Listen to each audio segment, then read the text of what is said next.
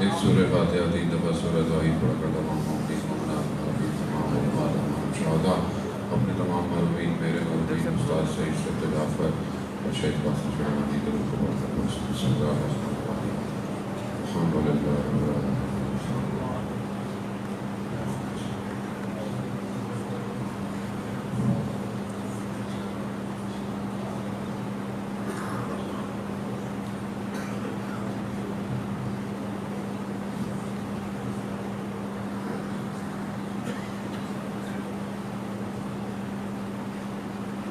امام زمانہ کی سلامتی کے لیے ایک دفعہ صلوات.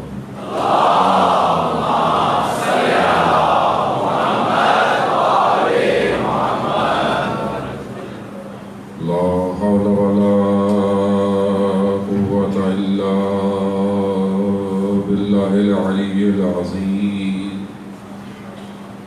حسبنا الله ونعم الوكيل نعم المولى ونعم النصير. أعوذ بالله من الشيطان الرجيم. بسم الله الرحمن الرحيم. الحمد لله الذي يؤمن الخائفين وينجي الصالحين ويدع المستكبرين ويهلك ملوكا ويستخلف آخرين. الصلاة والسلام على رسول ثقلين محبوب رب المشرقين والمغربين جد الحسن والحسين نبينا سيدنا بالقاسم محمد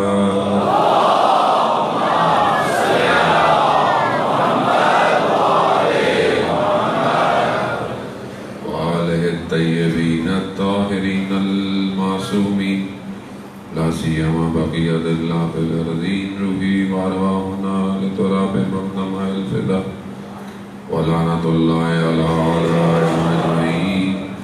بسم الله الرحمن الرحيم. رب اشرح لي صدري ويسر لي أمري واحلل عقدة من لساني يفقهوا قولي.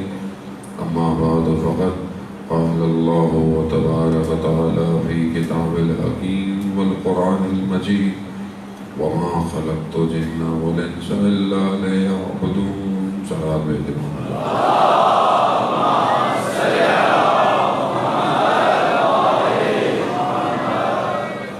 عزاداران سید الشہداء ایام عزاور مائے سفر کے ایام ہیں اور تیزی سے یہ کارواں اربعین حسینی کی طرف بڑھ رہا ہے.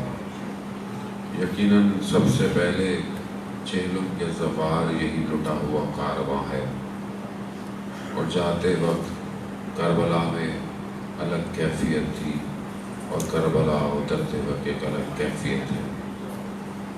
کربلا اپنے ہی دامن میں کئی دنوں کو سمیٹے ہوئے ہے. جب پہلی دفعہ یہ کارواں آیا تھا تو خیموں کی رونق ہی کچھ اور تھی اور جب 11 کو یہ گیا ہے تو اجڑے ہوئے خیمے تھے اور جب چہلم میں یہ آئے ہیں تو کچھ لوگ آ ہی نہیں پائے اور وہ ایک بچی وہیں رہ گئی اور یہی پیغام دیتی ہے وہ کہ میرے بابا کے زواروں جب بھی کربلا جانا میرا سلام بابا کو دے. ہاں عزاداران بتاؤں یہ کارواں وہیں جا رہا ہے. ہمیں اس سال مشکلات آپ کے سامنے ہیں. بہرحال آپ نے سن بھی لیا دیکھ بھی لیا کہ حالات سخت ہیں بیماری کی وجہ سے وائرس کی وجہ سے اور یقیناً اس میں خدا کی مصلحت ہے اور ہم بہت سے لوگ بہرحال اداس رنجیدہ ہیں کہ ہر سال جاتے تھے اس سال نہیں جا پا رہے. تو بہرحال اس میں بہرحال کبھی وہ درد محسوس کرے جو نہیں کیا آج تک اس کیفیت کو بھی انسان محسوس کرے. اور بہرحال امام بلا کے بھی امتحان لیتے ہیں اور نہ بلائیں تو بھی امتحان لیتے ہیں. وہ یہی چاہ رہے ہیں کہ تم کہیں پہ بھی ہو اگر ہم تمہیں نہیں بھی ہمارے قریب آ رہے ہیں لیکن پھر بھی ہماری طرف متوجہ ہو، تو ہم یہیں پہ بھی ہوں، جہاں پہ بھی ہیں ہم 12 امام حسین میں جو بھی ہمارے جلوس ہیں یا جو بھی ہمارے جہاں پر بھی یہ سارے پروگرام ہیں اس میں اپنی بھرپور شرکت کریں اور یہیں سے عرض ادب کریں. انشاءاللہ آپ کا جو خلوص ہے وہ آپ کو زیارت کے ثواب میں شامل کر دے گا. اور جو پیسے آپ کے پاس تھے، آپ سمجھتے ہیں کہ بہت پیسے تھے اور ابھی ویسے بھی ہے، تو آپ ان پیسوں سے علماء بیان کرتے ہیں کہ آپ کسی کی مدد کر دیں، کسی غریب کی مدد کر دیں، کسی کی ضرورت پوری کر دیں، یقیناً امام آپ سے راضی رہیں گے. تو یہ کام بہرحال ہمیں ایام میں کرنے ہیں عزیزان محترم. بہرحال ہماری گفتگو جو ہے وہ ان چند دنوں میں یہی ہے کہ ایک ظاہر رزق ہے، ایک باطن رزق ہے.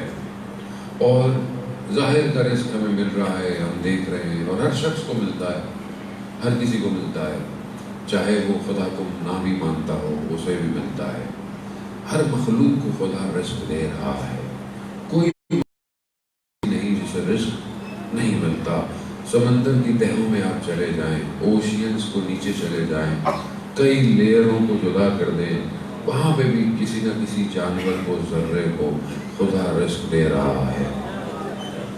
حضرت موسیٰ خدا کے نبی علیہ السلام کہ جب نکلنا تھا تو یہ ذہن میں کہ میرے پیچھے گھر والوں کا کیا ہوگا، تو کہا موسیٰ اپنے عصا کو پتھر پہ مارو. پتھر پہ مارا، پتھر ٹوٹا، دیکھا اس پتھر میں بھی کیڑا تھا. کہا جب میں پتھروں کے اندر اسے رزق دے سکتا ہوں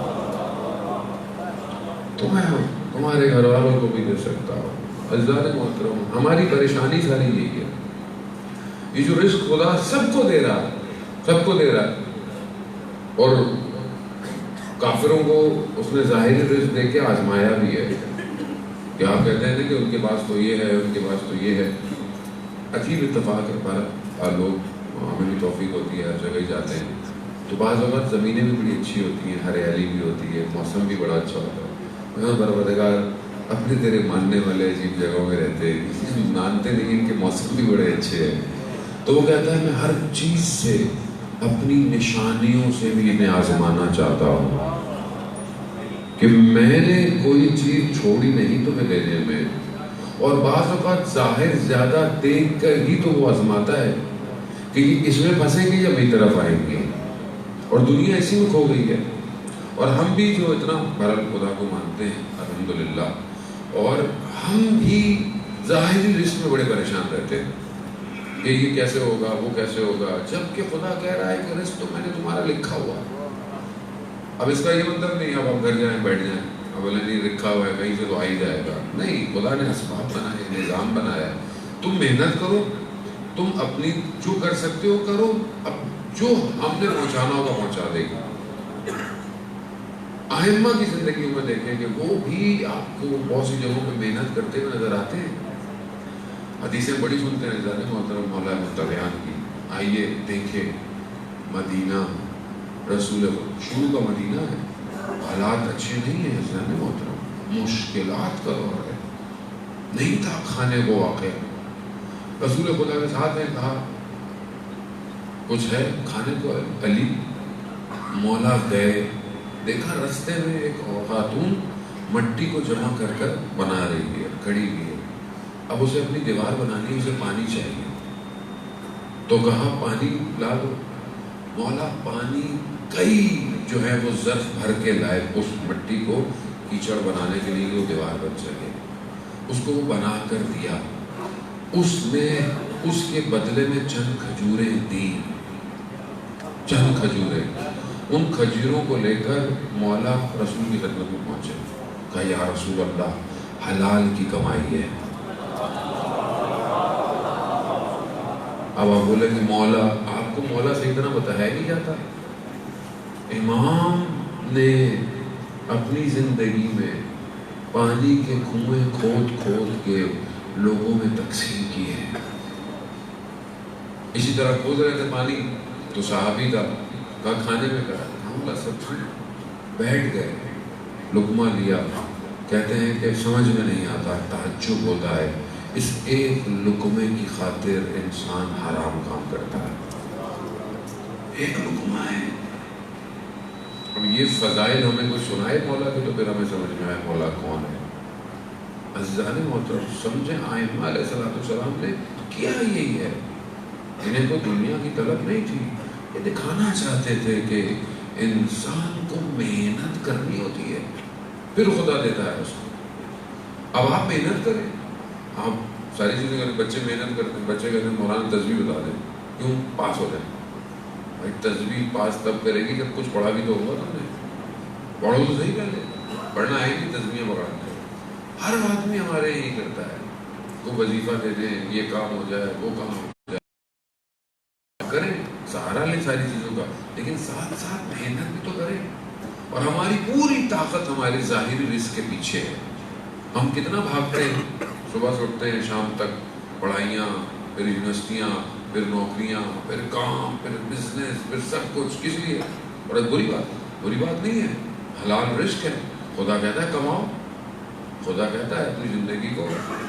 امام موسیٰ کاظم علیہ السلام نے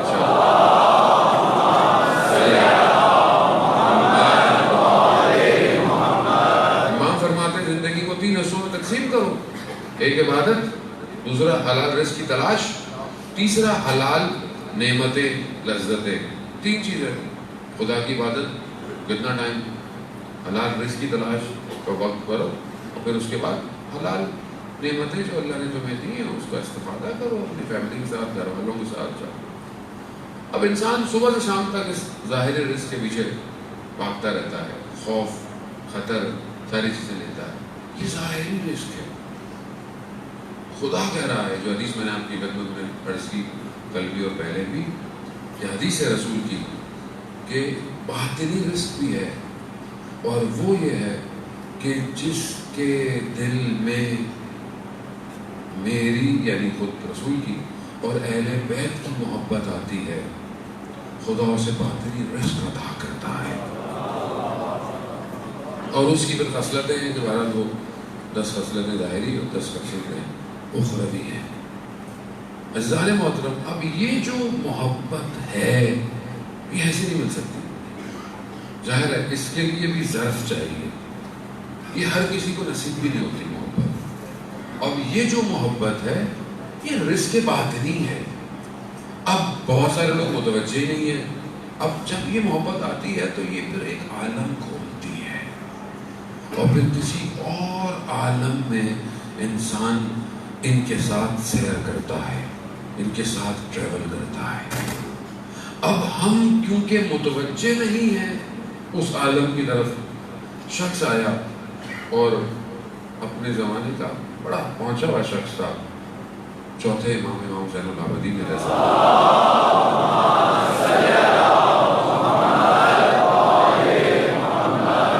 امام کی خدمت میں امام کے ساتھ آگے بیٹھا, کہا کہ میں نے ایک وقت میں 4 عالم کی سیر کی ہے. میں نے ایک وقت میں 4 عالم کی سیر کی ہے. امام کہہ رہے ہیں کہ یہاں وہ بھی موجود ہے جو اسی لمحے یہاں موجود ہوتے ہوئے سارے عالموں میں موجود ہے. اب وہ بھی پہنچا ہوا تو تھا, سمجھ گیا امام اپنے آپ کو کہہ رہے ہیں, تو اس نے بولا غلط جگہ پہ میں نے کچھ اپنی باتیں کر لی. وہ وہی موجود ہوتے ہوئے سارے عالموں میں ہے. جابر ابن جوفی, یہ جو بہرحال ہر ان ائمہ سے نکلا ہے, اور چھٹے امام کا زمانہ ہے, راوی کہتا ہے کہ میں کوفہ میں تھا اور میں نے جابر سے ملاقات ہوئی. میں نے جابر کو, جابر میرا دل چاہتا ہے امام کی زیارت کرو. تو جابر نے کہا مسئلہ ہی نہیں, آؤ. کوفہ سے باہر نکلے, کہا آنکھیں بند کرو, ہاتھ پکڑاؤ, اگلا قدم کوچہ بنی ہاشم مدینہ. کہا آنکھیں کھولو, کہا یہ, کہا جاؤ. اب یہ اس کے ذہن میں آیا, یہ پتہ نہیں میں خواب دیکھ رہا ہوں, کیا کر رہا ہوں. جابر نے کہا یہ کیل لے لو, دروازے میں نشان لگا دو, اگلے سال جب مدینہ زیارت پہ آنا تو دیکھنا خواب نہیں تھا. اب یہ کہاں جابر کیسے پہنچ گیا اس مقام پہ کہ ہاں میں اندر گیا، میں نے مولا کی زیارت کی، اور پھر میں نے جابر کو دیکھا، جابر امام کے ساتھ سرگوشیاں کر رہا ہے، گفتگو کر رہا ہے۔ کیوں؟ کیونکہ امام نے جابر کو بھی ان عالموں کی سیر کروائی ہے۔ وہ کیوں؟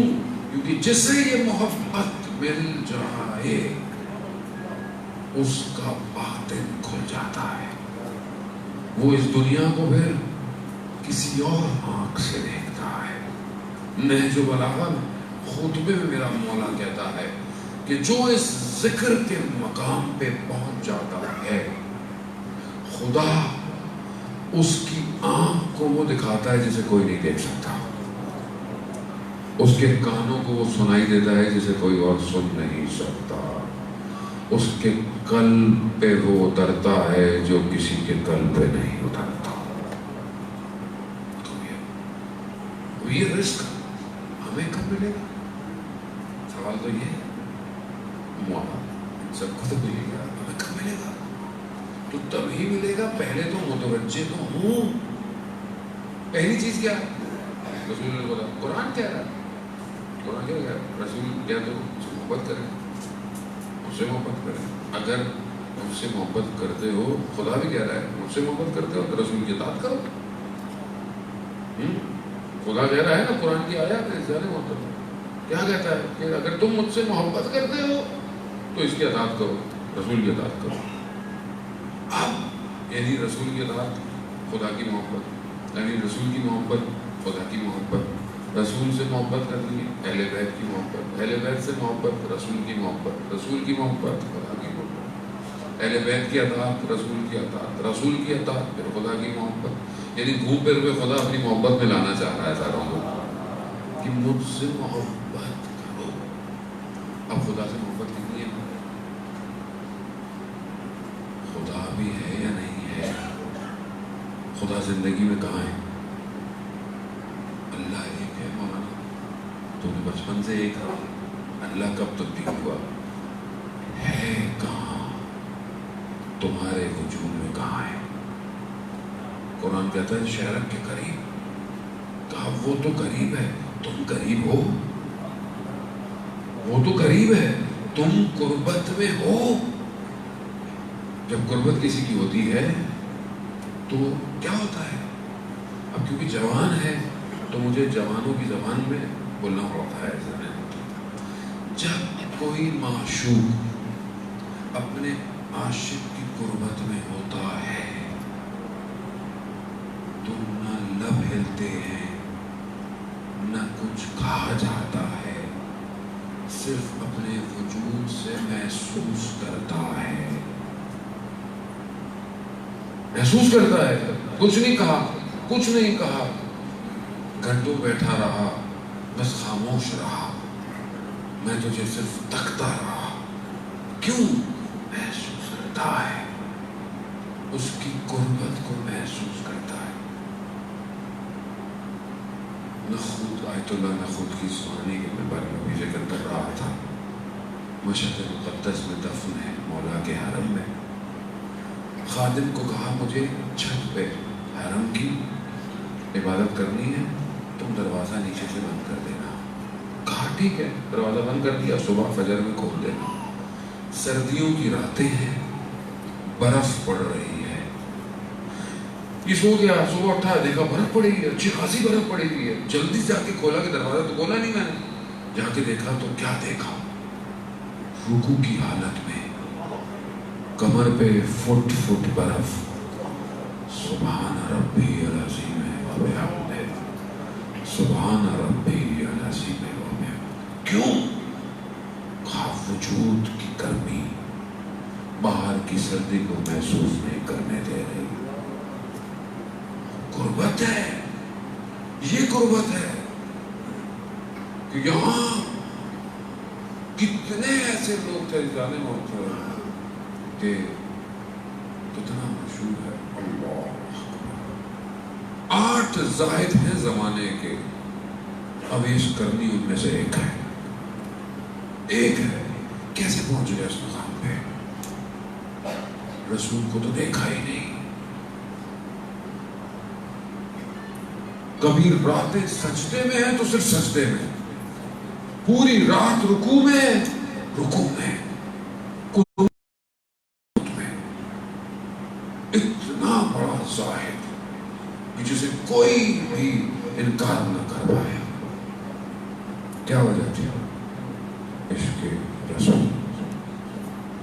آئے نہیں تھے کیونکہ ماں نے کہا تھا جلدی آ جانا، چلے ہی گئے۔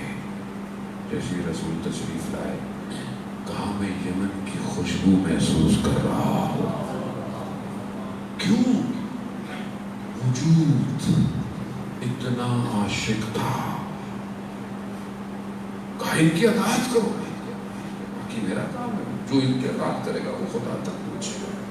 عزیزان مولانا، شخص آیا رسول کی خدمت میں، آیا اور کہا کہ یا رسول اللہ، نماز کا وقت ہو گیا تھا۔ رسول نے نماز پڑھی۔ کہا کیا کام تھا تمہیں؟ سوال کیا تھا نماز سے کرنا؟ کہا میں یہ کہہ رہا تھا کہ میری تو اتنی نمازیں نہیں ہیں، یعنی میں تو بس واجب کرتا ہوں، میری تو نوافل نہیں ہے، میرے تو یہ سب نہیں ہے، میرے کو اتنے والے کام بھی نہیں ہے۔ تو یا رسول اللہ تو کیا ہوگا ہمارا؟ یعنی ایسا جواب دیا کہ سارے صحابی تعجب کر گئے۔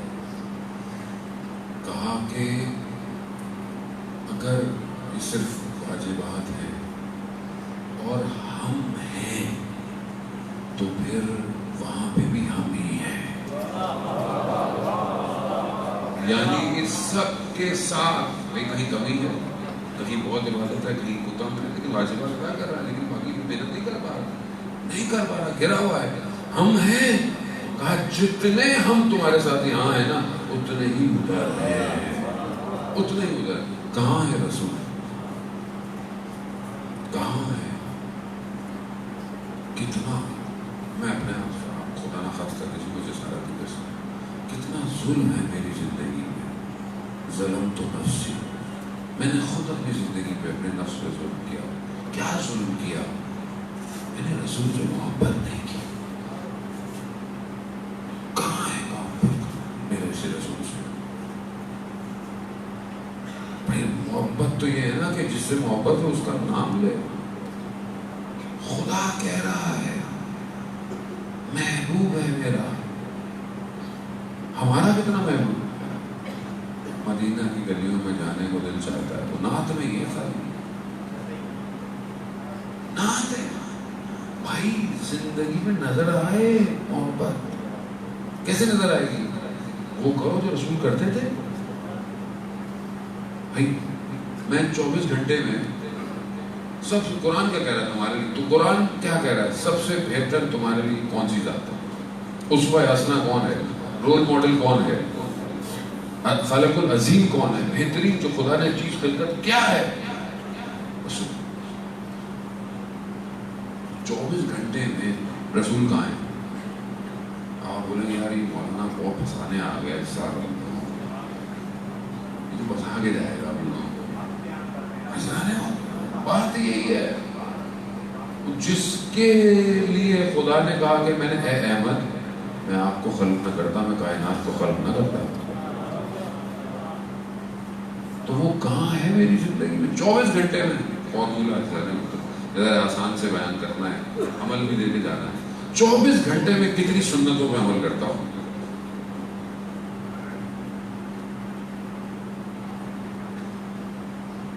قرآن کہہ رہا ہے اطیعوا اللہ اطیعوا الرسول واولو الامر منکم، اللہ کی اطاعت کرو، رسول کی اطاعت کرو۔ خدا کہہ رہا ہے مجھ سے محبت کرتے ہو، اس کی اطاعت کرو۔ کہاں ہے سنت رسول میری زندگی میں؟ 24 گھنٹے میں کتنی سنتوں میں عمل کرتا ہوں؟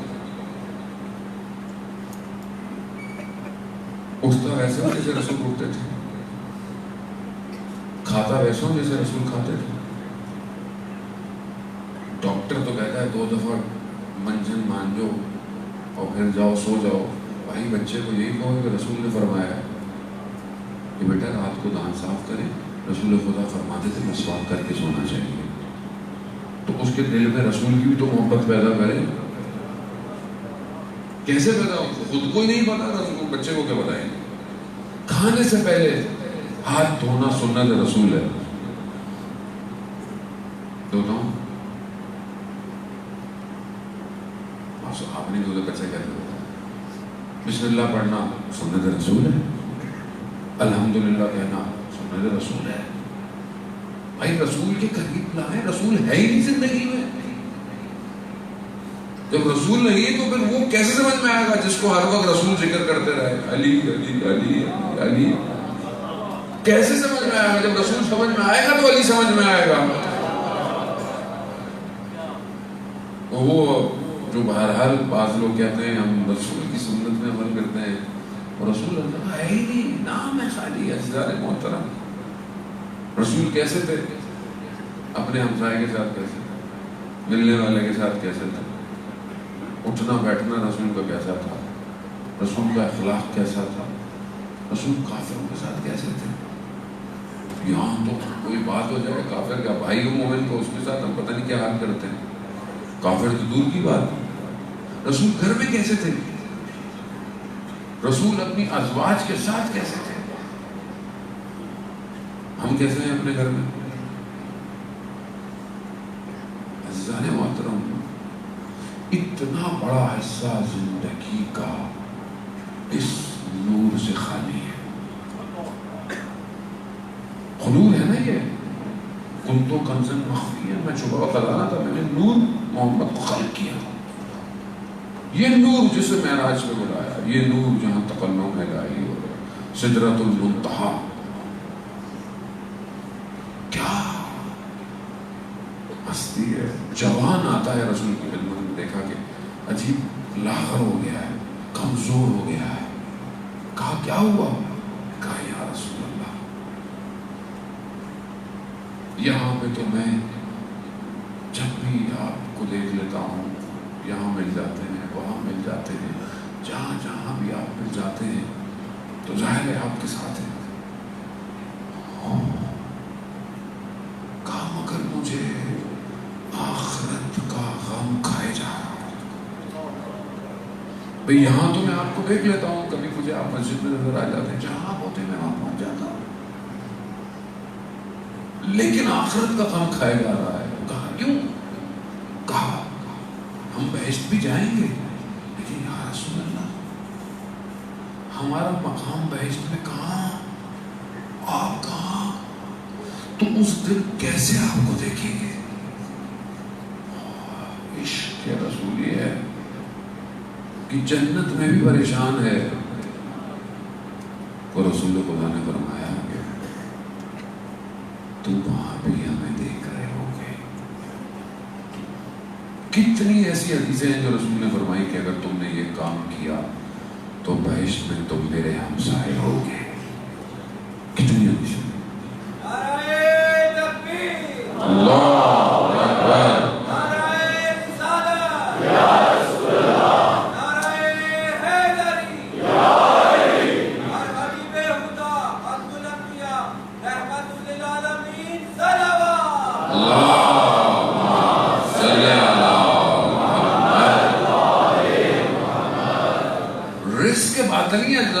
اس کی بھی تو تلاش کرے زندگی میں. گھر بنانا ہے، گاڑی بنانی ہے، یہ لینا ہے، کپڑے لینے ہیں، برانڈ لینے ہیں، فون خریدنے ہیں، سب خریدو بھائی. رسول کہاں ہے؟ رسول کی سنت پہ عمل کرو. وہاں لوگوں نے اپنی دارائیاں بانٹ دی رسول کی محبت میں. رسول آپ فرما رہے ہیں یہ لے جا. ہمیں آپ کی جگہ چاہیے، بس لے جائیں، جو دل چاہے لے لے. آپ خوش ہیں، ہم خوش ہیں. یہاں ہماری زندگی میں یہ عشق و محبت عزیزان محترم زبانی سے نہیں ہوتا، یہ عمل سے ہوتا ہے. یعنی انسان عمل سے دیکھا کہ ہاں یہ واقعا سچا رسول کا عاشق ہے، اور پتہ چلے کہ رسول سے محبت کون کرتا ہے، اور رسول نے جو فرمایا اس پہ عمل کرنا ہماری زندگی میں فرض ہے. تو ہم بہرحال عزیزان محترم اس رزق باطنی کو تلاش کہ اس سے پہلے کہ دنیا سے مر جائیں اور ہمارا اس دنیا میں حساب کتاب ہو، بدل اندر سے خالی. سب دنیا کے چکر میں تھا، رسول سے محبت نہیں تھی. اور جس کو رسول سے محبت ہوگی وہ یقیناً اپنے ہر عمل کو ایسا انجام دے کہ روز قیامت میں رسول شفاعت دے سکے۔ بہرحال اس کے رسول میں جو رزق باطنی ہے، انسان کو عزیزان محترم آگے کی طرف متوجہ کرتا ہے، اور ایسی ہستیاں پھر پیدا ہوتی ہیں کہ جو اس عالم کو رزق باطن کی طرف متوجہ کرتی ہیں۔ یہی رزق باطنی کی تلاش تھی کہ جس نے کربلا میں چند لوگوں کو جمع کیا۔ انہیں دنیا کی چیزیں ان کے پاس تھیں، نہیں بھی تھی، لوگوں نے بولی، متوجہ نہیں ہوئے وہ جو سامنے کھڑے ہوئے تھے۔ کہا گھر، جائیدادیں، رے کی حکومت ملے گی، جان کا خوف ہوگا۔ کیوں ادھر والے متوجہ نہیں ہوئے؟ کیونکہ رزق باطنی مل رہا تھا، وہ اس کی طرف متوجہ نہیں ہوئے کہ دنیا ان کو اس طرف کھینچے گی۔ یہی رزق باطن آج بھی بٹ رہا ہے، آج بھی مل رہا ہے، اور جس کو مل جاتا ہے، جس کو مل رہا ہے، وہ دنیا کے معاملات میں گھبراتا نہیں، اسے نظر آ رہا ہوتا ہے۔ اسی رزق باطن کی تلاش میں بہرحال ہفتہ دفاع مقدس ہے، جوان ایسے تھے کہ جنہوں نے اپنے وجود کو چھوڑا اور سمجھے کہ آج رزق باطن یہی ہے۔ آج مستضعفین جہان کی حمایت کرنا رزق باطن ہی ہے، مستضعفین جہان کی۔ کیوں؟ کیونکہ بہرحال اس ولی کی طرف متوجہ ہیں جو آخری ہے، اول محمد، اوسط محمد، آخر محمد۔ اللہم صلی علی محمد وآلہ محمد۔ اب جہاں اول کی محبت ہے تو یہاں آخر کی بھی اتنی ہی محبت ہے۔ تو آپ اس کے لیے کیا کریں؟ رزق باطن کا مستضعفین جہان کی حمایت کرو، حمایت کرو۔ گھروں میں بیٹھنے سے کام نہیں چلے گا، اپنی زندگیوں میں مشغول ہونے سے کام نہیں چلے گا۔ نکلو، باہر نکلو۔ کیسے نکلے اپنے وجود سے؟ کہ ایک چھوٹا سا بچہ اور 13-14 سال کا، اور اس کا انٹرویو لیا اس زمانے میں، ابھی بھی موجود ہے۔ اس نے اس کا نام پوچھا، اس نے اپنا نام نہیں بتایا، اس نے کہا میرا سلام ہو وقت کے امام پر، کیونکہ جہاں سے رزق لے رہا تھا وہی نظر آ رہا تھا۔ اس نے کہا میرا وقت ہو وقت کے امام پر میرا سلام، اور اس کے نائب برحق خمینی پر۔ اور پھر اس نے اپنا نام بتایا، اور اس نے کہا کہ تم کرتے کیا؟ اور وہ اتنا خطرناک کام کرتا تھا کہ جو مائنڈز ہوتی ہیں اس کو ڈی ایکٹیویٹ کرتا تھا، اور مائنڈز کو جو ڈی ایکٹیویٹ کرتا ہے ہر لمحے اس کی جان موت پہ ہوتی ہے، اگلا قدم اس کو اڑا سکتا ہے، یعنی وہ موت کے ساتھ لمحہ و لمحہ کھیل رہا ہے۔ اتنا بڑا کام۔ کہا کرتے کیا ہو؟ کہا میں تو کچھ نہیں کرتا۔ کیوں؟ کہا جو کرتا ہے خدا کرتا ہے۔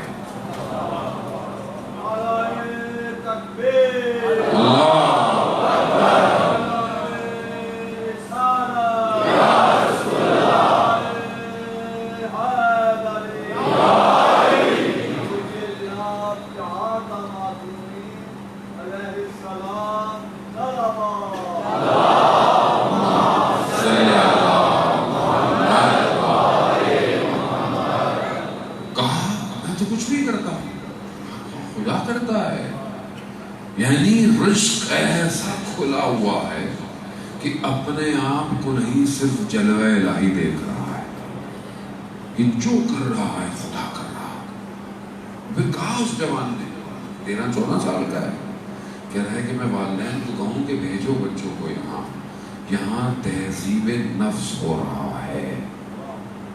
لوگوں کو تو جنگ نظر آ رہی ہے، لیکن خود کہہ رہا ہے یہاں تہذیب نفس، یعنی رزق باطنی نظر آ رہا ہے۔ عزیزان محترم، آج بھی دنیا رزق باطنی بانٹ رہی ہے۔ آئیے آپ بھی چاہیے، آپ بھی دیکھیں، متوجہ ہوں وقت کا امام آپ سے کیا چاہتا ہے، آپ کی کیا ذمہ داری ہے۔ آج اس زمانے میں آپ کو علم حاصل کرنا ہے، علم حاصل کریں۔ آپ کو کسی پروفیشن میں کمال پہ پہنچنا ہے، کمال پہ پہنچے۔ آپ کو فائنینس حاصل کرنا ہے، اس کے ذریعے آپ علم کر سکتے ہیں، وہ سیکھیں۔ آپ سسٹم بنا سکتے ہیں، سسٹم بنائیں، نیٹ ورک بنائیں، اسٹریٹجیکل پلانر بنیں. خوابوں خیالوں میں تھوڑی امام آئیں گے. امام کو لانے کے لیے آپ کو کوئی گراؤنڈ تو بنانا ہے. کیا گراؤنڈ؟ ہر آدمی اتنی صلاحیت رکھتا ہے وہ دنیا کو روٹیٹ کر سکتا. ہر آدمی کا ذہن اتنا اسٹرانگ ہے. مگر وہ جو دنیا کے ظاہری چیزیں نظر آ رہے ہیں، کام کر رہے ہیں، یہ آسمانوں سے اترے ہیں. مگر یہ جو جوان آج بھی بیٹھے ہوئے جو رزق باطنی لے رہے ہیں، آج جو فضاؤں کے اندر چیزوں کو اپنے قبضے میں کر رہے ہیں، کیسے کر رہے ہیں؟ رزق کی طرف متوجہ ہے، وہی نگاہیں ہیں. ہم کیوں نہیں کر سکتے؟ کیوں ہم اپنی مشکلات اپنی کمیونٹی کی، اپنے شہر کی دور نہیں کر سکتے؟ کیونکہ ہم سوچتے ہی نہیں ہیں، ہم متوجہ ہی نہیں ہیں رزق کی طرف. ہم ظاہر میں ہیں، میرا گھر بن جائے، پلاٹ بن جائے، بلڈنگ بن جائے، عمارت بن جائے، ٹھیک ہے بناؤ، لیکن باطن کو تو دیکھو کہ یہ تو یہیں رہ جائے گا. ادھر کے لیے اسٹرکچر کیا ڈیزائن کیا ہے؟ وہ جو شہر جس کے لیے فارابی، افلاطون سب کہہ کے چلے گئے، ابو علی سینا، وہ شہر موصل، وہ بلد الامین، اس کے لیے میں کیا کر رہا ہوں؟ وہ اپوکلپس، وہ آخری زمانہ، کہ ایسا شہر ہوگا کہ اگر عورت اپنے سر پر سونا بھی لے کے جائے گی تو کوئی لالچ کی نگاہ سے نہیں دیکھے گا. اس کے لیے میں کیا کر رہا ہوں؟ وہاں میری نوکری کیا ہوگی؟ وہاں میں تو بلڈنگیں بناؤں گا، روڈ بناؤں گا، ٹنل بناؤں گا، کیا بناؤں گا؟ گاڑیاں ہوا میں اڑنے والی ہیں، ایئر ٹریفک مینجمنٹ بڑی میں نے، روبوٹس، آرٹیفیشل انٹیلیجنس، کون پڑھے گا؟ میں تو جو بھی کام کرتا ہوں اس میں فائدہ ہونا چاہیے. ظاہری آپ کو ظاہری فائدہ ہوگا، کبھی ہو ہی نہیں سکتا آپ وقت کے کام کے لیے کام نہ کریں آپ کو ظاہری فائدہ نہ ہو. لیکن کب تک آپ اپنے فائدے میں زندگی گزاریں گے؟ کب آپ نکلیں گے؟ کب تم عزا خانوں سے نکل کر مقتل سجاؤ گے؟ کب سجاؤ گے مقتل؟ عزیزان محترم، کیسے رزق ملے ہمیں؟ کیسے متوجہ ہوں ہم اس طرف کہ وہاں کھڑے ہوئے آج بھی جوان اپنے امام کو دیکھ رہے ہیں، کس مقام پہ چاہیے تو جوان کہ یہ دیکھ رہے ہوتے ہیں. یہ شیخ قاسم سلیمانی خود اپنی شہداء کی ماؤں سے کہہ رہا ہے، موجود ہے ویڈیو، کہہ رہا ہے، گریا اتنا کیا اس نے کہتے کہتے کہا کہ جب آپ کے جوان بیٹے گر رہے تھے جنگ میں، آپ وہاں موجود نہیں تھے، مگر سیدہ تشریف لائی ہوئی تھی. کس آنکھ سے دیکھ رہا ہے؟ کیونکہ باطن کھلا ہوا ہے، دیکھ رہا ہے. رزق باطنی ہے. یہ مقام کیسے مل جاتا ہے آدمی؟ کیونکہ متوجہ ہے. جنگ کے بعد 8 سال کی ایک ماں امام خمینی کے پاس آئی اور امام خمینی کو اپنی چادر سے ایک تصویر نکالی. کہا کہ آقا یہ میرا بچہ جنگ میں شہید ہو گیا. امام خمینی نے کہا خدا اس کے درجات بلند کرے. دوسری تصویر نکالی. کہا آقا دوسرا بچہ بھی شہید ہو گیا. امام نے کہا کہ خدا آپ کو سن. تیسری تصویر نکالی. امام کے چہرے کا رنگ تبدیل ہوا. کہا یہ بھی شہید ہو گئے. اب امام چوتھی تصویر. کہا یہ چوتھا بیٹا بھی شہید ہو گیا. امام ٹوٹ پڑے، رونے لگے، گریہ شروع کر دیا. کہا میں نے یہ چاروں بچے اس لیے دیے تھے کہ آپ کی آنکھ میں آنسو نہ آئے.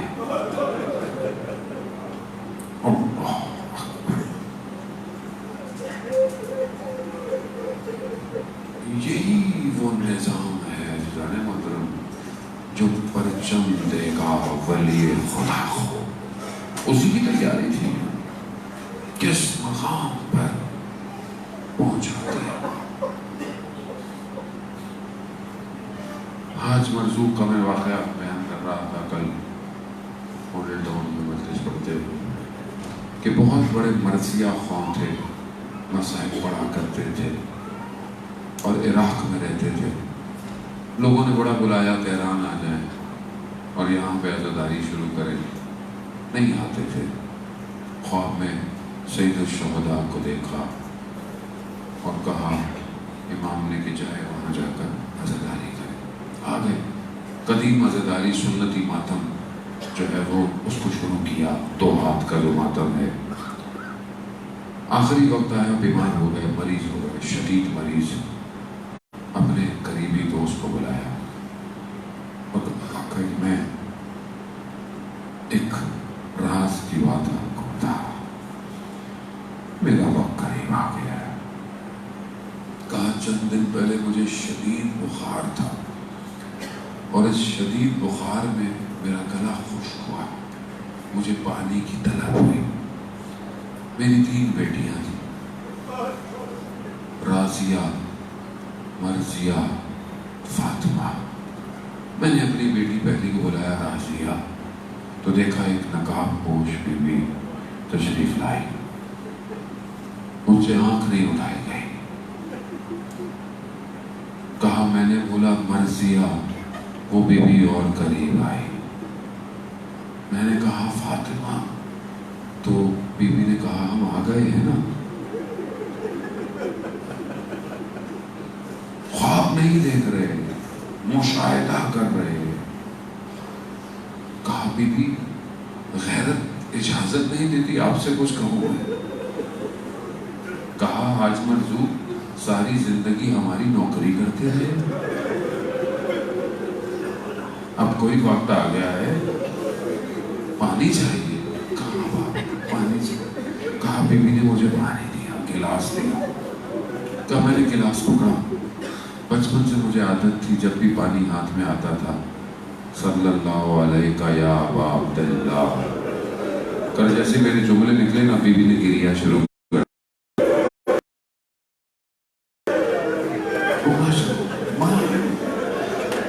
ماں جانتی ہے نا بیٹے کا کام کیا ہو. گریا شروع کر دیا. بی بی نے کہا حاج مرزوق ہمارے لیے مصائب نہیں پڑھو گے. کہا بی بی مریض ہوں، ڈاکٹروں نے منع کیا ہے، لیکن آپ کہتی ہیں تو پڑھ دیتا ہوں. بی بی کون سے مصائب پڑھوں؟ کون سے مصائب؟ ہاں عزادارِ محترم، بی بی نے کہا حاج مرزوق علی اصغر کے مصائب پڑھو. اللہ باب الحوائج ہے.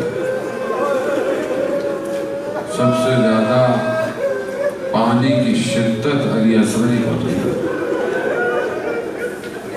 ہم اور آپ تو بڑے آرام سے پانی پی لیتے ہیں.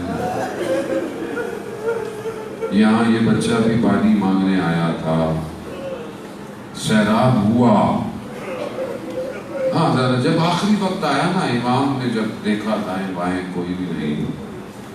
اینا اینا مسلم، اینا اینا ہانی، اینا اینا حبیب ابن مظاہر، کوئی نہیں ہے. وہاں امام نے غربت کا اعلان کیا، حل من ناصر، اے کوئی میری مدد. کوئی آواز نہ آئی تو دیکھا خیموں میں کوہرام مچا ہوا ہے، شور آ رہا ہے. امام آئے. امام نے کہا بہن میں نے نہیں کہا تھا جب تک میں زندہ ہوں آپ لوگوں کی آواز نہ آئے. کہا جب سے آپ نے یہ اعلان کیا ہے یہ بچہ ہوش میں آرام نہیں لے رہا، کوئی اس کو آرام نہیں دے پا رہا ہے. امام نے کہا لاؤ علی اصغر مجھے دو. علی اصغر کو لیا. جیسے ہی بابا کے آغوش میں آیا علی اصغر خاموش ہو گیا. علی اصغر بھی جانتا ہے یہی آخری آغوش ہے، یہ آخری آغوش ہے. اماں کی آغوش میں علی اصغر نہ آئے گا. اب یہ ماں نہ کبھی سائے میں بیٹھے گی. بھائی جس کا 6 مہینے کا بچہ ہونا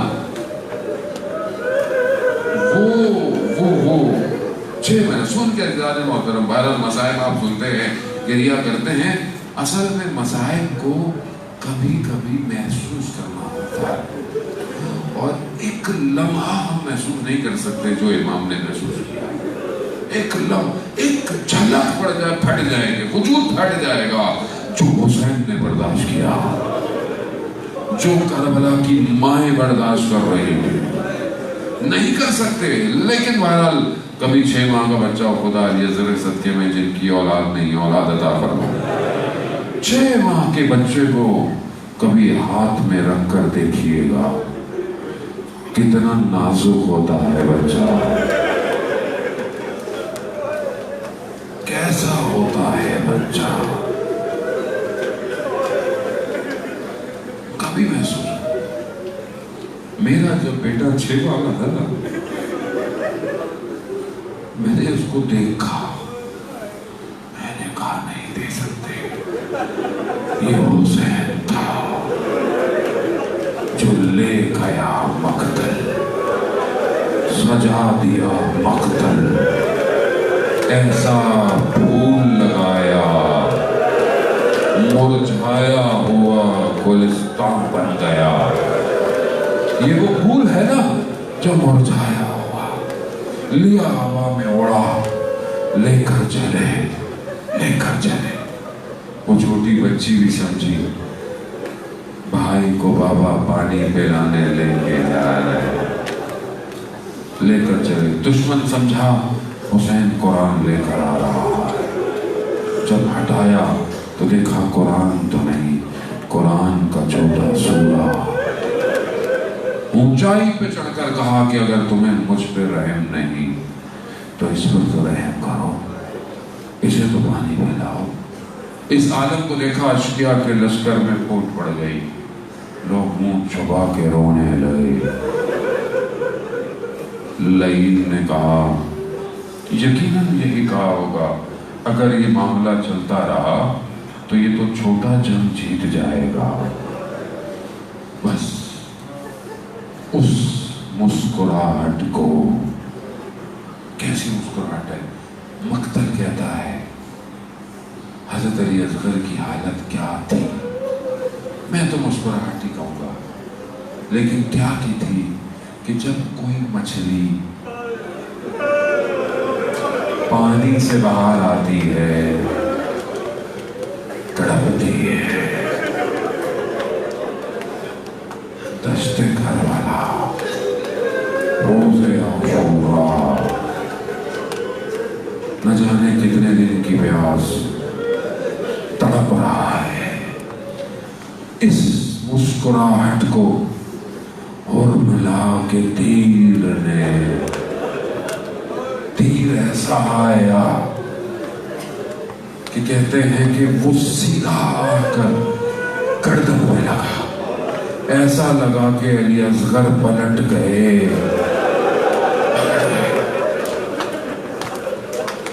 جملہ سنیں گے مقتل کا، بڑے سخت ہے، مولا معاف کیجیے گا، امام حسین مجھے معاف کیجیے گا، اے وہ ماں مجھے معاف کرے، علی اصغر کی ماں معاف کریے گا. مقتل کہتا ہے بچہ ذبح نہیں، نہر ہوا. اونٹ نہر کرتے ہیں نا، نہر ہوا. ایسا تیر آیا جو امام کے بازو میں پیوست ہوا. وہ مسکراہٹ وہی رہ گئی، لمحہ نہیں لگا. امام نے خون آسمان کو دینا چاہا، زمین خون لگا لیا.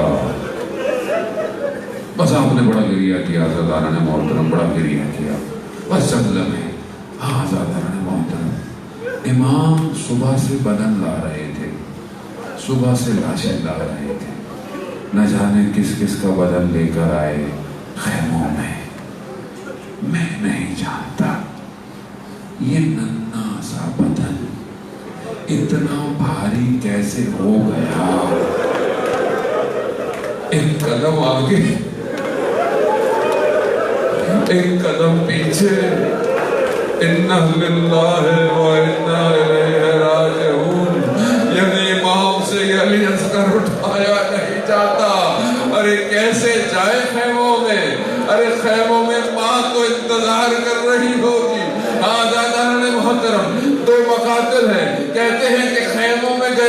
مگر کوہرام اتنا تھا امام کو واپس لینا پڑا. مگر لہوف میں کہتا ہے، لہوف میں سید ابن طاووس کہتا ہے امام نے علی اصغر کو لیا، خیموں کی طرف جاتے جاتے رخ موڑ دیا، رخ موڑ دیا. خیموں کے پیچھے تپتی ریت میں ایک چھوٹی سی قبر بنائے اور علی اصغر کو سلایا. اٹھا نہیں گیا حسین سے. اللہ اکبر، آواز آئی حسین، اٹھ گیا حسین. نہیں پتا آزادارہ نے محترم، مختر خاموش ہے، مختر خاموش ہے. کیوں امام نے اس خیموں کے پیچھے اس کو سلایا تھا؟ شاید ذہن میں ہو کہ عصر عاشور یہ لعین ہاتھوں میں نیزے لے کر نیزوں کو زمینوں میں نہ جانے وہ کمائی رباب کی کس حالت میں کہیں آ جائے. اور چھوٹی بہن جب بھی اسے کہیں پانی ملتا تھا